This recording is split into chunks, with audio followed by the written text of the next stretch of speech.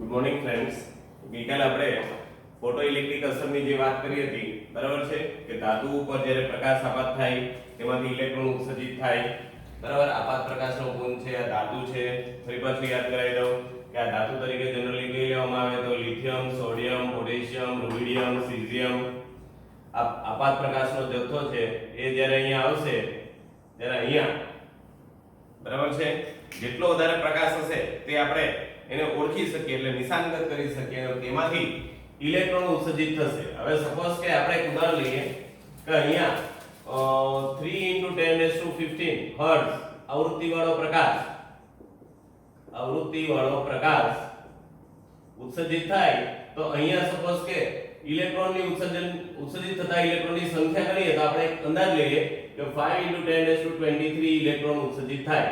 આવો એક અંદાજ લઈએ છે, બરાબર છે.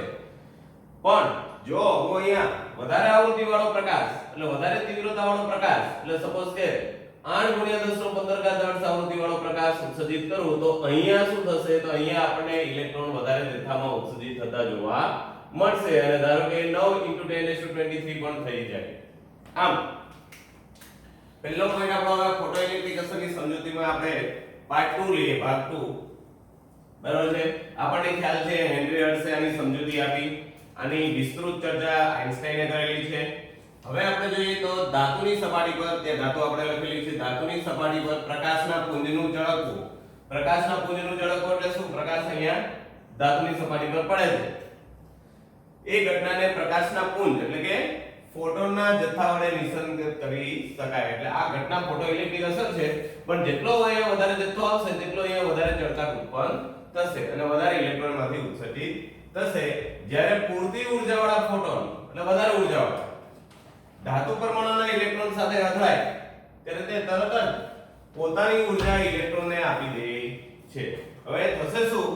જેવો પ્રકાશ આવશે એટલે ધાતુમાં જે ઇલેક્ટ્રોન હશે તે ઇલેક્ટ્રોનને આ પ્રકાશ પોતાનો ઊર્જા આપી દે. ઇલેક્ટ્રોન જરા પણ સમય બગાડ્યા વગર તરત જ ઉત્સર્જિત થશે. તો પૂરતી ઊર્જાવાળા ફોટોન, પૂરતી ઊર્જા એટલે hν. hν એ તમને ખ્યાલ છે ફોટોનની ઊર્જા છે. ફોટોનની ઊર્જાનું સૂત્ર E = hν. તો પૂરતી ઊર્જાવાળા ફોટોન ધાતુ પરમાણુના ઇલેક્ટ્રોન સાથે અથડાય, આમાં ઇલેક્ટ્રોન હોય છે આપણને ખ્યાલ છે ધાતુમાં, ત્યારે તે તરત જ, યાદ રાખજો, તરત જ પોતાની ઊર્જા ઇલેક્ટ્રોન આપી દે એટલે અંદર એના ઇલેક્ટ્રોન આપી દે. હવે ઇલેક્ટ્રોન જરા પણ સમય બગાડતો નથી અને ઇલેક્ટ્રોન તરત જ સમય બગાડ્યા વગર ઉત્સર્જિત થાય છે. આમ આપણે જાણીએ છીએ કે ફોટોનની ગતિ ઊર્જા એટલે જે સ્પીડમાં ફોટોન આવે છે તે ફોટોનની ગતિ ઊર્જા જેટલી વધારે હોય, બરાબર છે, સ્પીડ પણ વધારે, ઊર્જા પણ વધારે, એટલે કે વધારે ગતિ ઊર્જાવાળા ફોટોન જે હશે તેટલી જ વધુ ગતિ ઊર્જા ઇલેક્ટ્રોનની પણ આપણને જોવા મળે છે. એટલે કે ઉત્સર્જિત થતા ઇલેક્ટ્રોનની ગતિ ઊર્જા કેટલી હશે? તો 12 mv².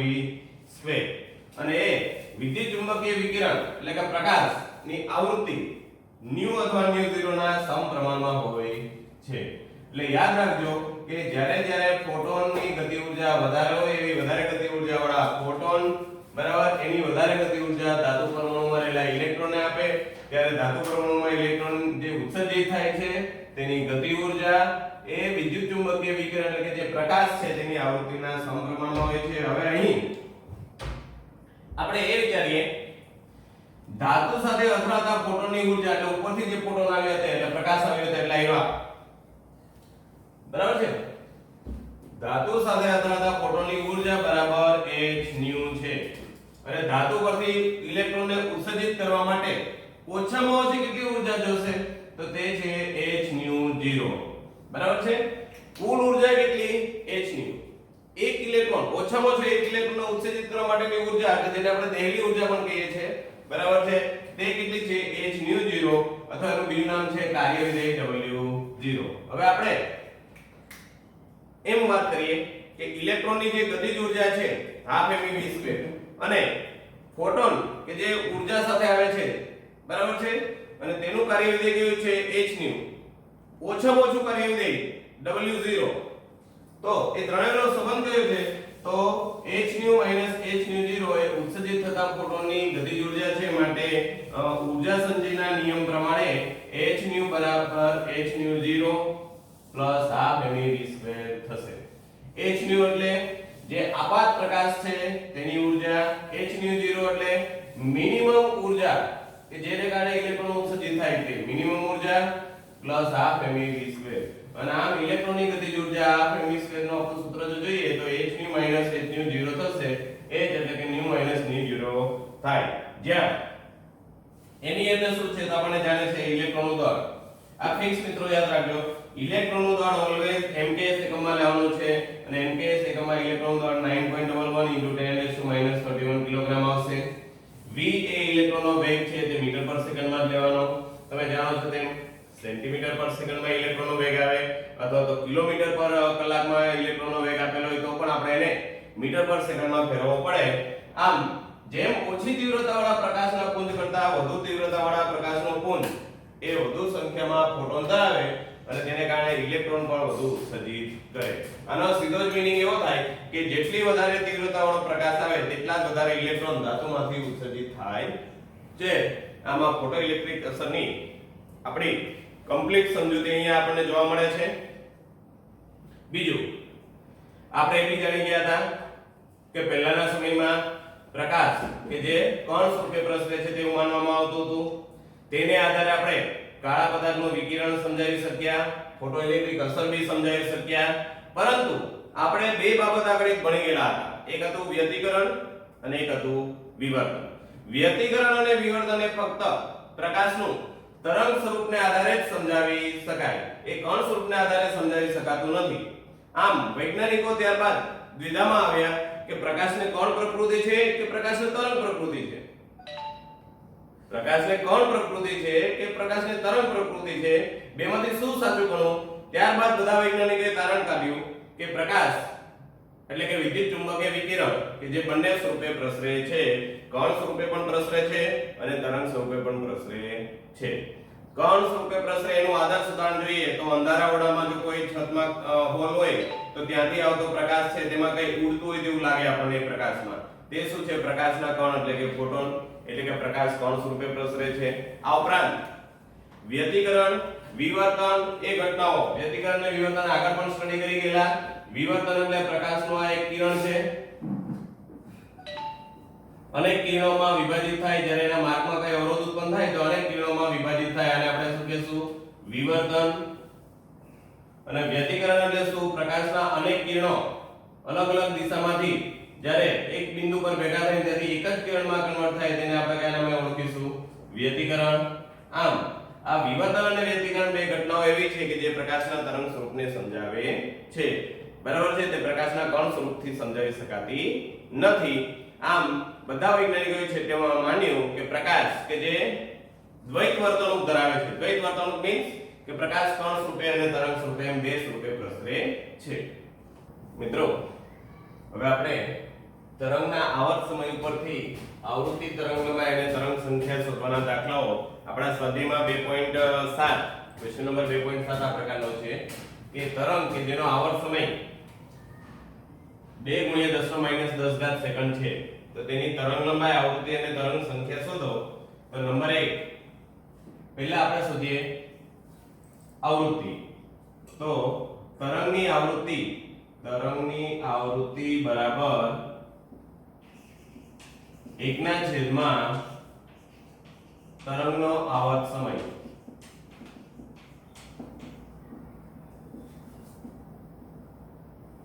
હવે જોઈએ તો 1/2 ×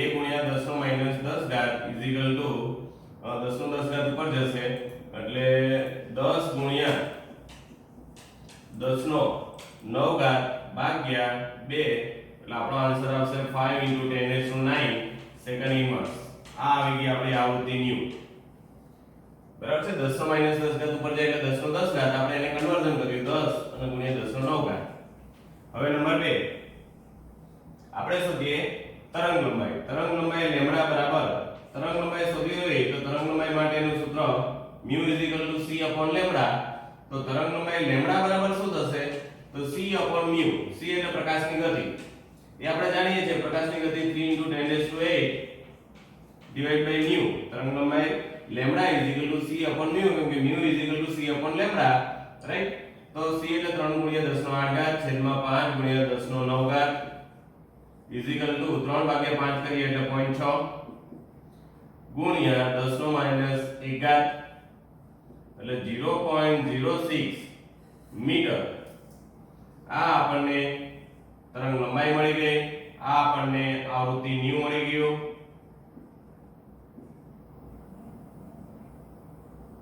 રાઈટ ત્રીજું तरंग संख्या बराबर तरंग संख्या mu bar is equal to 1 upon lambda is equal to 1 upon lambda આપણો આવ્યું 6 into 10 raised to minus 2 is equal to 100 divided by 6 is equal to 16.66 આ તરંગ સંખ્યા આવી ગઈ ન્યુ બાર આ રીતે આપણે ત્રણ કિંમત શોધી શકીએ રાઈટ पर आ एक जरा आपણા માટે નવું છે તરંગ આવૃત્તિ μ = 1 ના છેદમાં તરંગનો આવર્ત સમય આ એક સૂત્ર તમે યાદ રાખી મૂકજો ખાસ રાઈટ આ સૂત્ર તો આપણે આગળ દાખલા ગણીએ તે જ છે બરાબર છે પતી ગયું હવે હું એક બીજો તમને એક્સ્ટ્રા દાખલો આપું છું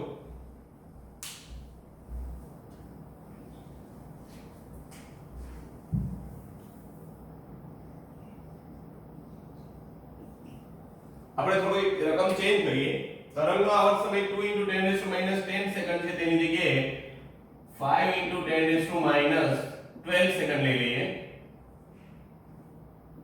અને આપણે તરંગ લંબાઈ લેવડા આવૃત્તિ અને તરંગ સંખ્યા શોધવાના દાખલા જોઈએ તો તરંગની આવૃત્તિ ન્યુ = 1 ડિવાઇડ બાય તરંગનો આવર્ત સમય 1 ડિવાઇડ બાય આપણો જે આવર્ત સમય છે તે કેટલો છે તો 5 * 10 12 -12 ઉપર જાય તો 12 થશે 12 થશે એટલે 10 * 10 raised to 11 divided by 5 right આ રીતે 2 * 10 raised to 11 થશે આપણી આવૃત્તિ આવી ગઈ હવે તરંગ લંબાઈ lambda = c upon mu c આપણો ફિક્સ છે 3 * 10 raised to 8 divided by 2 * 10 raised to 11 એ આપણી આવૃત્તિ આવેલી છે 3 divided by 2 = 1.5 * 10 raised to -3 આ રીતે 1.5 * 10 raised to -3 મીટર એ આપણી તરંગ લંબાઈ આવી રાઈટ અને ત્રીજું આપણે તરંગ સંખ્યા μ બાર = 1.5 * 10 raised to -3 જો લઈએ તો 10 raised to 3 એટલે 1000 divided by 1.5 એટલે આપણને જો જોવા મળે તો 666.67 આ આપણી તરંગ સંખ્યા આવશે રાઈટ એટલે આ રીતે આપણે તરંગના આવર્ત સમય ઉપરથી આવૃત્તિ તરંગ લંબાઈ અને તરંગ સંખ્યા શોધવાના દાખલાઓ આપણે ગણી ગયા રાઈટ હવે ત્રીજો હું તમને હોમવર્કમાં એક આપું છું બરાબર છે જે તમે એક્સ્ટ્રા પ્રેક્ટિસ માટે કરી શકો છો કે જેમાં હું તરંગનો આવર્ત સમય બદલી કાઢીશ તરંગ કે જેનો આવર્ત સમય 4 * 10 - 11 સેકન્ડ હોય તો તેની તરંગ લંબાઈ આવૃત્તિ અને તરંગ સંખ્યા શોધો આ રીતનો દાખલો તમે જાતે પણ કરી શકશો ફ્રેન્ડ્સ હવે આપણે પ્રતિ સેકન્ડે ઉત્સર્જિત થયેલા ફોટોનની સંખ્યા શોધવાના દાખલા આપણે ગણીએ આપણને ઊર્જા આપેલી હશે ઊર્જા આપણને વોટમાં આપેલી હોય તો આપણે એને જૂલ ઇન્ટુ સેકન્ડમાં ફેરવીશું અને ત્યારબાદ આપણે ગોળા વડે પ્રતિ સેકન્ડે કેટલા ફોટોન ઉત્સર્જિત થયેલા હશે તેની આપણે સંખ્યા શોધીશું તો પહેલું કામ આપણે શું કરીશું કે 100 વોટનો એક ગોળો 100 વોટનો એક ગોળો 400 નેનોમીટર તરંગ લંબાઈના એક વર્ણિત પ્રકાશનું ઉત્સર્જન કરે છે તો મિત્રો 100 વોટ જે છે આપણે તો તેને આપણે જૂલ ઇન્ટુ સેકન્ડમાં જૂલ પર સેકન્ડમાં કન્વર્ટ કરીએ તો ઊર્જા E બરાબર શું થશે તો ગોળા વડે કે ગોળાની કુલ ઊર્જા બરાબર 100 વોટ = 100 જૂલ પર સેકન્ડ આ કુલ ઊર્જા છે હવે આપણે એક ફોટોનની ઊર્જા શોધીશું એક ફોટોનની ઊર્જા એ આપણે જાણીએ છીએ સૂત્ર એક ફોટોનની ઊર્જા જ્યારે તરંગ લંબાઈ લેમ્બડા આપેલી હોય ત્યારે કઈ રીતે શોધાય તો એક ફોટોનની ઊર્જા E બરાબર hc upon લેમ્બડા એ જ આપણે જાણીએ છીએ 6.626 ગુણ્યા 10 નો માઈનસ 34 ઘાત ગુણ્યા c એટલે 3 ગુણ્યા 10 નો 8 ઘાત ભાગ્યા લેમ્બડા આપણને આપેલી છે 400 નેનોમીટર ગુણ્યા 400 ગુણ્યા 10 નો માઈનસ 9 ઘાત મીટર રાઈટ કેમ કે લેમ્બડા નેનોમીટરમાં હોય તો 400 નેનોમીટર હોય એટલે આપણે એને મીટરમાં કન્વર્ટ કરીએ તો 400 * 10⁻⁻9 મીટર ઇઝ ઇક્વલ ટુ, હજી તમે આને કન્વર્ઝન કરો તો 4 * 10⁻⁷ મીટર, એટલે આપણે આ જ મૂકીએ કિંમત 4 * 10⁻⁷. હવે આપણે જાણીએ છીએ તેમ આ 6.626 અને 3 નો ગુણાકાર એ 19.88 થાય છે, ભાગ્યા 4 ગુણ્યા 10⁻⁻34 વત્તા 7 વત્તા 8. હવે 19.88 ભાગ્યા 4 કરીએ એટલે 4 ગુણ્યા 4 એટલે 16, 3 8 4 9 36, 2 8 4 7 28, 4.97 ગુણ્યા 10⁻⁻19 ઘાત. આ એક ફોટોનની ઊર્જા આવી, એક ફોટોનની ઊર્જા સામા જૂલમાં. ગોળાની કુલ ઊર્જા 100 વોટ હતી, તો આપણે પ્રતિ સેકન્ડે ગોળા વડે ઉત્સર્જિત થયેલા ફોટોન ની સંખ્યા બરાબર ગોળાની કુલ ઊર્જા ભાગ્યા એક ફોટોનની ઊર્જા. હવે આપણે લઈએ કિંમતો, તો ગોળાની કુલ ઊર્જા આપણને આપેલી છે 100 ડિવાઇડ બાય 4.97 × 10⁻⁻19. ઉપર જવા દઈએ તો 4.97 એટલે આપણે નિયર અબાઉટ આપણે 5 લઈ લઈએ તો 20 થશે. 20 × 10⁻⁻19 બરાબર છે. તે ઉપર જશે એટલે પ્લસ 19 થશે એટલે 2 × 10⁻20 નિયર અબાઉટ 2 × 10⁻20 આ આપણી ઉત્સર્જિત ફોટોનની સંખ્યા આવી ગઈ, રાઈટ. એટલે આ રીતે ઉત્સર્જિત થયેલા ફોટોનની સંખ્યા પ્રતિ સેકન્ડે આપણને સેકન્ડ ઇન્વર્સ કેટલી મળે છે તો 2 × 10⁻20 બરાબર છે.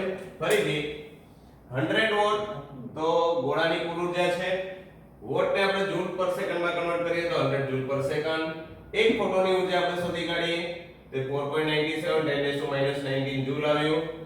પ્રતિ સેકન્ડે ગોળા વડે ઉત્સર્જિત થયેલા ફોટોનની સંખ્યા તો ગોળાની કુલ ઊર્જા ભાગ્યા એક ફોટોની ઊર્જા એટલે એક સેકન્ડમાં ગોળાની કુલ ઊર્જા 100 જૂલ પર સેકન્ડ. આ જે છે તે 4.97 × 10⁻⁻19 જૂલ બરાબર છે, અને જૂલ ને જૂલ એકમ કેન્સલ થશે એટલે આપણો જવાબ શું આવે છે 2 × 10⁻20 સેકન્ડ ઇન્વર્સ, રાઈટ. આ રીતે આ કમ્પ્લીટ આપણો એક દાખલો બનાવ્યો બરાબર છે. હવે આપણે આવો જ એક હું તમને એક્સ્ટ્રા એક્ઝામ્પલ આપું છું કે જે આપણે પાછો ગણીશું.